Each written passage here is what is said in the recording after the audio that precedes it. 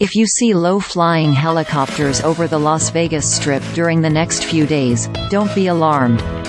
The U.S. Department of Energy is conducting surveillance flights to make sure any potential terrorists aren't able to sneak a dirty bomb into the tourist destination.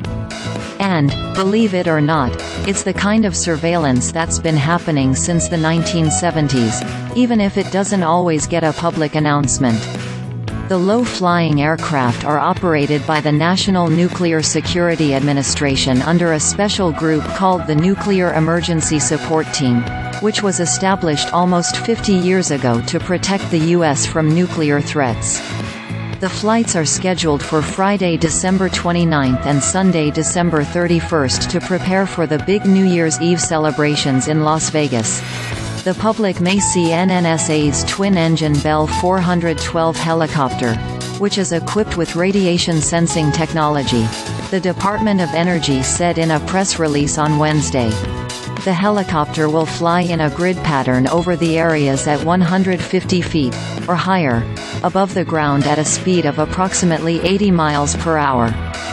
Flyovers will occur only during daylight hours and are estimated to take approximately 2 hours to complete per area, the press release continued.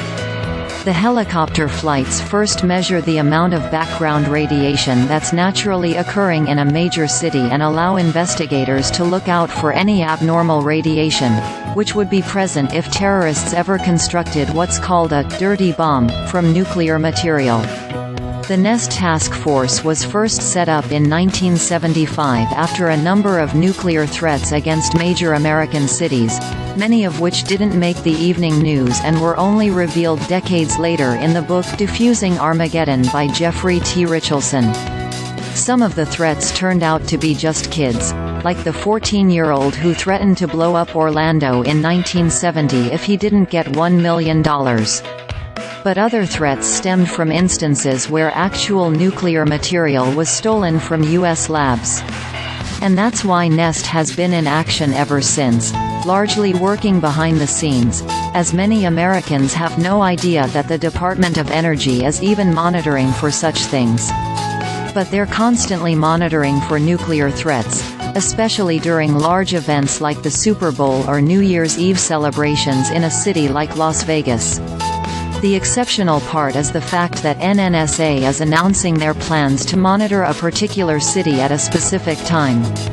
Thanks to the Freedom of Information Act, I received a fascinating government-produced video from the 1970s about how this special group monitors for potential nuclear threats. And while the technology deployed is almost certainly more advanced by now, the overall methods appear to be the same. These surveys are a normal part of security and emergency preparedness activities.